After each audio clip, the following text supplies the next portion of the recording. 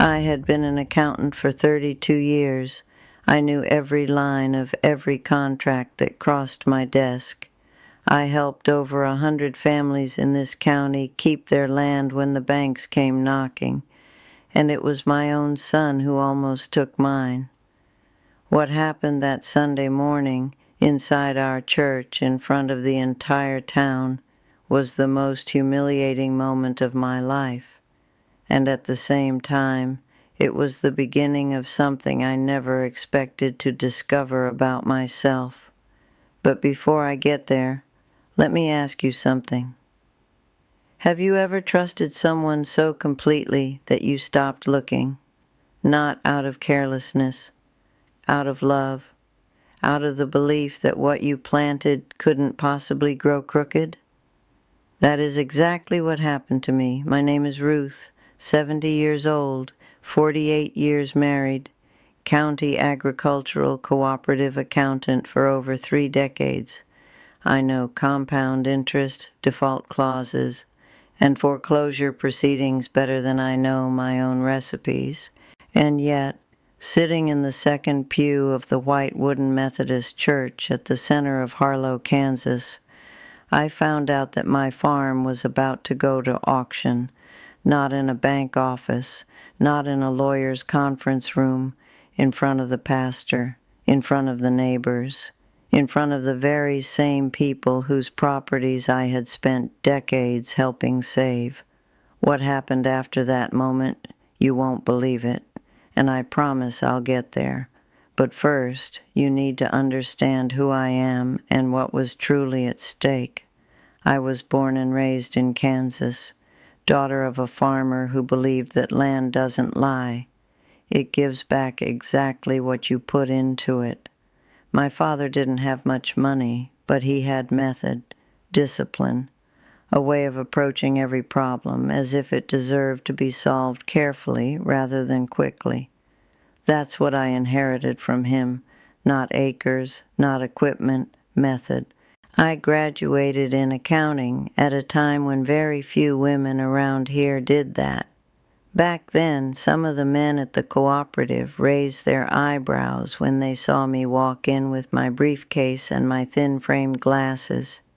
2 years later, those same men were coming to me privately to review their contracts before signing anything, because I saw what they didn't see. Numbers don't lie. People lie to themselves.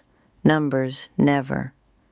For 32 years, I was the woman that families in this region called when the bank showed up at the door.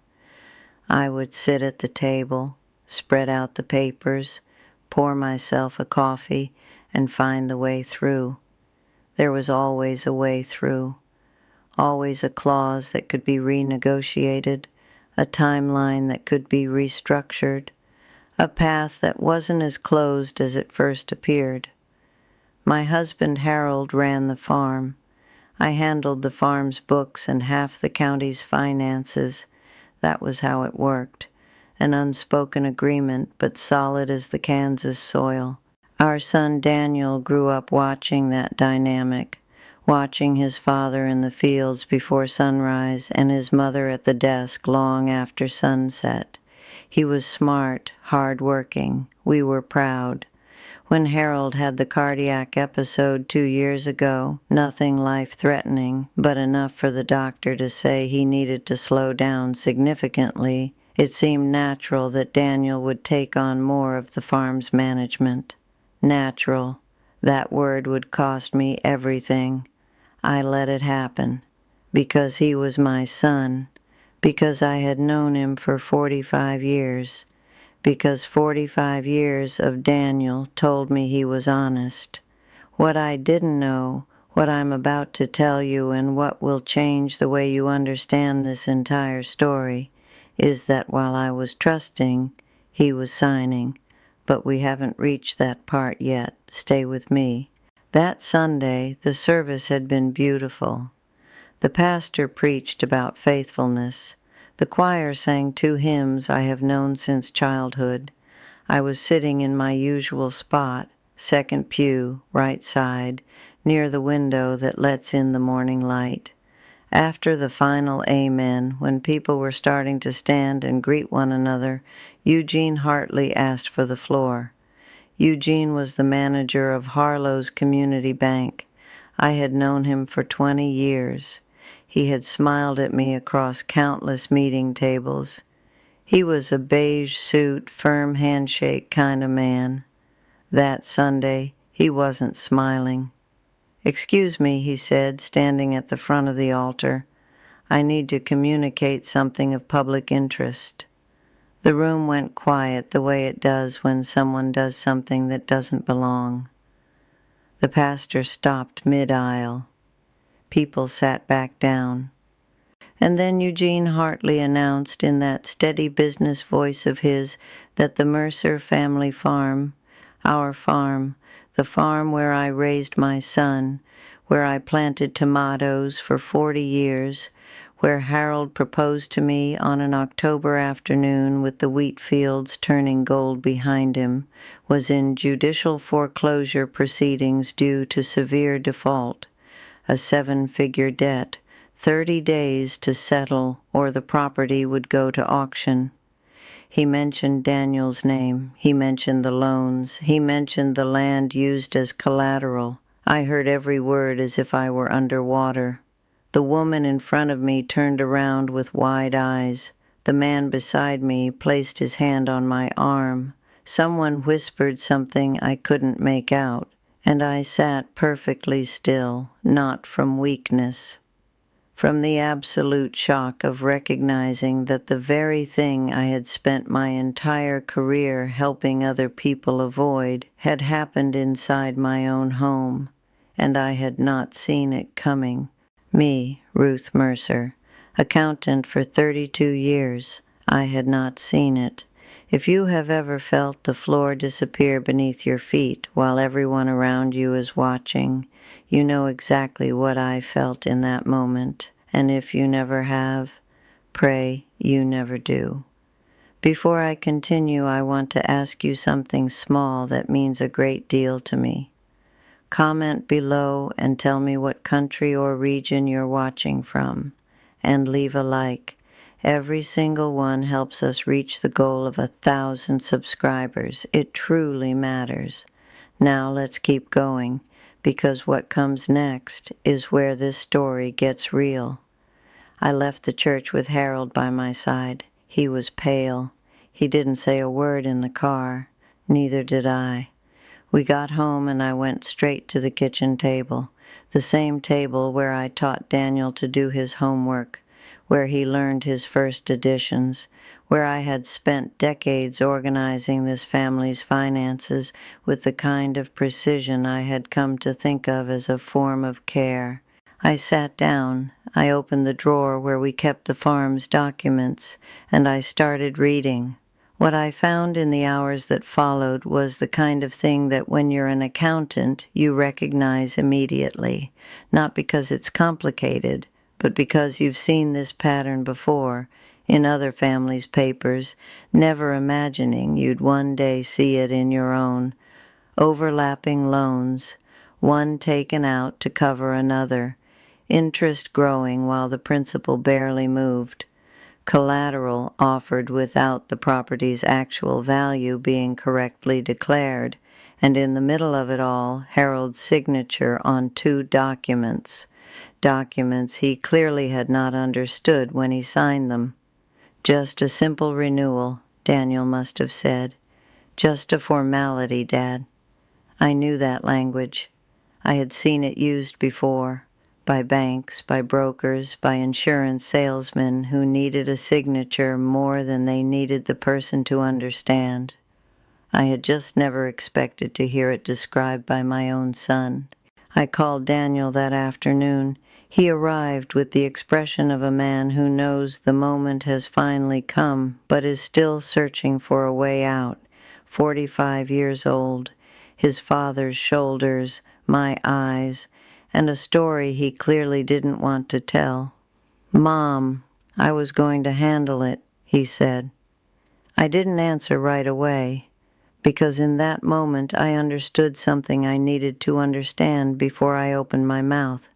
My son was not a criminal. He was a man who had been drowning slowly and had chosen to drown in silence rather than ask for help, and that, in some ways, hurt more than malice would have, because it meant that at some point he had decided it was better to hide from me than to admit he needed me. I asked myself that night, with the range hood light on and the contract spread across the kitchen table, when exactly did my son stop seeing me as an ally and start seeing me as someone to be ashamed in front of? I didn't find that answer that night, but I found something more important, the clarity that staying still was not an option. People ask me sometimes how I didn't fall apart, and the honest answer is, I did. I just didn't let anyone see it. I went to the bathroom, closed the door, sat on the edge of the tub, and cried for 20 minutes. I cried for the farm. I cried for Harold, who didn't deserve to carry any of this. I cried for Daniel, who had chosen the wrong road for reasons I still needed to understand. And I cried for myself, for the accountant who had helped an entire county and hadn't looked inside her own house. Then I washed my face, went back to the table, and got to work, because that's what I know how to do, and because crying without acting is just grief. Crying and then acting, that's something else entirely. The next morning, before Harold woke up, I already had a list of 3 names, attorneys specializing in rural property and agricultural law in the state of Kansas. Not the family's lawyer who had known Daniel since he was a boy. I needed someone with no history on either side. I scheduled a meeting with the second name on the list, a woman named Patricia Owens out of Wichita, with 20 years of experience in rural foreclosures. When I walked into her office 2 days later and placed the folder of documents on her desk, she looked at me and said, "You already know what's in here, don't you?" "I do," I said. "I came to find out what can still be done." And then she told me something that changed the course of everything. 2 of the primary contracts contained collateral clauses that had been recorded irregularly.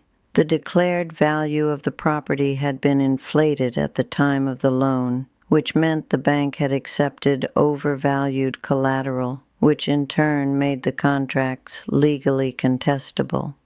It wasn't an easy way out. It wasn't guaranteed.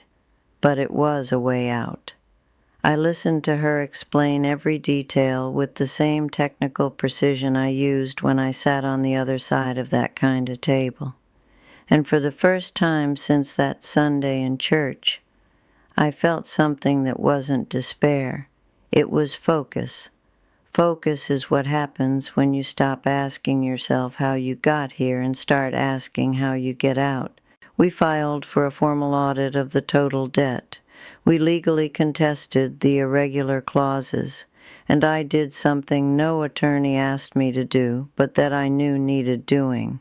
I gathered every bank statement, every receipt, every payment confirmation from the past 4 years, and built a complete timeline of where every single dollar had come in and gone out. Because if we were going into a hearing, I was not going in empty-handed. The process took months, and those months were the hardest of my life, not because of the work, but because of the weight of holding my head up in a small town where everyone knew exactly what was happening. At the cooperative, women greeted me with that excess of gentleness people use when they feel sorry for you but don't know what to say. At the pharmacy, the pharmacist looked at me over his glasses with an expression I never want to see directed at me again. And at church, my church, where I had taught Sunday school for over 20 years, there was a specific silence when I walked in that was different from the silence before. But I walked in every Sunday, second pew, right side, by the window, because the only thing worse than going through something hard in public is letting the public know it beat you. The hearing took place on a Thursday in March. Patricia Owens presented the contestation with the technical precision of someone who knows the law better than the bankers who try to use it against ordinary people. The irregular clauses were recognized. 2 of the contracts were declared partially void as structured. The debt didn't disappear, but it was reduced to a renegotiable amount, and the farm, Harold's land, the land where I raised my son, the land my father would have recognized as everything that gets built slowly and with honor, did not go to auction. We reached a restructuring agreement. We voluntarily sold a smaller portion of the property, our decision, not forced, to settle the remainder within a dignified timeline. We lost some acres, we kept the house, we kept the barn, we kept the essential, and I learned a distinction I will carry for the rest of my life. There is a difference between losing a battle and losing the war, and there is a difference between giving ground and being swept off it. The community bank, for its part, faced quiet but real pressure from the town in the months that followed. When it became clear that Eugene Hartley had chosen a Sunday morning service to make an announcement that should have been made in a private office, the town's opinion shifted, not dramatically, but genuinely. Several families moved their accounts. Several conversations at cooperative meetings took a different turn. That wasn't my doing. That was a small town exercising the only power small towns truly have, a long memory and a mouth that doesn't forget. Daniel and I had the conversation we needed to have. It wasn't easy, it wasn't short, and it didn't happen all at once. It unfolded over weeks in pieces, the way the most important conversations usually do. He told me about the pressure he felt, about wanting to prove he was capable without asking for help, about the fear of looking weak in front of his father, about how 1 bad investment had become 2 and 2 had become 5, and somewhere along the way he had crossed a line he no longer knew how to come back from. I listened to all of it, and then I said what needed to be said. Daniel, I spent 30 years helping strangers not to lose what they built. I would have helped you without thinking twice. All you had to do was come to me. He bowed his head. I know, Mom. There is no undoing what was done, but there is choosing what comes next. Today, 2 years after that Sunday, the farm is smaller, but it is in order. Daniel works here again, not as sole administrator, but as part of a shared management structure. There is transparency. There are regular meetings. There are documents that everyone signs with full understanding of what they are signing. Harold has recovered some of the lightness he had lost. He still rises before dawn. He still loves this land with that quiet devotion I have learned to recognize as his way of saying what he doesn't put into words. And I went back to doing what I have always done, only now I do it inside my own house too. At the cooperative, I resumed some consulting work. We created a small support group for rural women facing complex financial situations. Not therapy, not spiritual counsel, spreadsheets, contracts, the right questions asked before anyone signs anything. Because if there is one thing I learned from all of this, it is this. The knowledge you carry does you no good if you don't apply it where it matters most. I helped 100 families and forgot to help my own. I won't let another woman make that same mistake out of love. At church on Wednesday evenings, when the pastor speaks about faith, I listen with different ears now. Faith and prudence are not opposites. They never were. One without the other is incomplete. Trusting God does not mean closing your eyes to the numbers. Sometimes God speaks through a poorly written contract that you need the courage to open. There is one night I return to sometimes in my memory, the dark kitchen, the range hood light, the contract spread across the old wooden table where my son learned to add. That night I could have closed the folder and gone to bed telling myself it was too big to solve, but I didn't close it. And that is why I am here today telling this story, not as a victim, but as someone who chose in that dark kitchen not to disappear from her own life. Let me ask you one thing before I go. Is there something in your life you've been avoiding looking at because you're afraid of what you'll find? A bill, a contract, a conversation, a truth that's been waiting for you to stop looking away? Because I learned that what you don't face doesn't go away, it grows, slowly in the dark, until someone stands up in your own church and announces it to the whole congregation. Face it before that happens. Comment below and tell me where you're watching from and what this story stirred in you. And if this account reminded you that intelligence is no substitute for vigilance, not even at home, subscribe to the channel. Because sometimes the most capable person in the room needs to learn to turn that capability toward herself first.